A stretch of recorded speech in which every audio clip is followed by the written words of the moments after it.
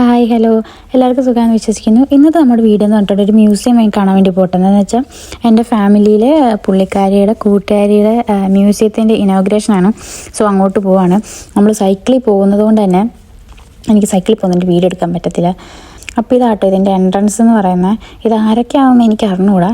എന്നിരുന്നാലും ഇതാണ് ഹിസ്റ്റോറിഷ്യസ് മ്യൂസിയം എന്നാണ് ഇതിൻ്റെ പേര്. ഇവിടെ എന്തൊക്കെയോ വലിയ കനത്തിൽ എഴുതി വെച്ചിട്ടുണ്ട്.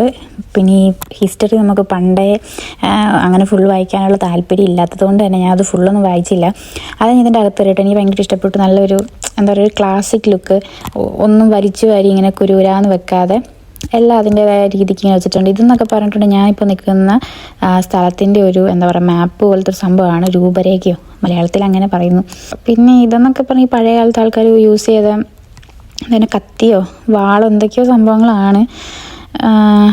ഇതിൻ്റെ അപ്പുറം ഞാനൊരു വെള്ളം മൂടിയിട്ടൊരു സംഭവത്തെ കണ്ടു. അത് ഞാൻ ഇവിടെ എൻ്റെ പുള്ളിക്കാരനോട് ചോദിച്ചു. പുള്ളിക്കാരൻ അവർക്കും ഒരു ഐഡിയ ഇല്ല എന്താ സംഭവം എന്ന് പറഞ്ഞു. പിന്നെ അതുപോലെ കുറേ കോയിൻസും കാര്യങ്ങളും ഒക്കെയാണ് പഴയ കാലത്ത് ഇവിടെ യൂസ് ചെയ്യുന്ന താക്കോൽക്കൂട്ടോ എന്തൊക്കെയോ സംഭവങ്ങളുണ്ട്.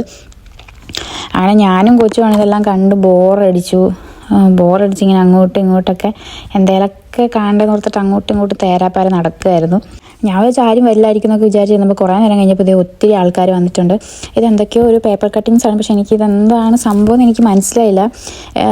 കുറേ പേരുടെ കയ്യിൽ കുറേ പേപ്പേഴ്സും കാര്യങ്ങളൊക്കെ ഉണ്ട്. അത് ഈ ചരിത്രം ഇഷ്ടപ്പെടുന്നവരൊക്കെ അങ്ങനെയാണല്ലോ, അങ്ങനെ എല്ലാം ചുറ്റി നടന്ന് അതിനെപ്പറ്റി പഠിക്കുകയൊക്കെയാണ്.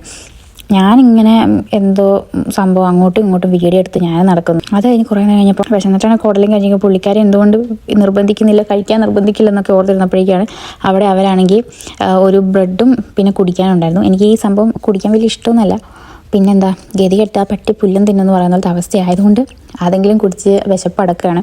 അപ്പോൾ ഇത്രയേ ഉള്ളൂ കേട്ടോ നമ്മുടെ മ്യൂസിയത്തിൻ്റെ വീഡിയോ. ഇത് കഴിഞ്ഞിട്ട് ഞങ്ങളങ്ങ് ഫുഡ് കഴിക്കാൻ പോകുമെന്നാണ് പറഞ്ഞിരുന്നത്. ഒന്നും അറിയാൻ പാടില്ല. അപ്പോൾ അടുത്ത വീഡിയോയിൽ കാണാം. ബൈ.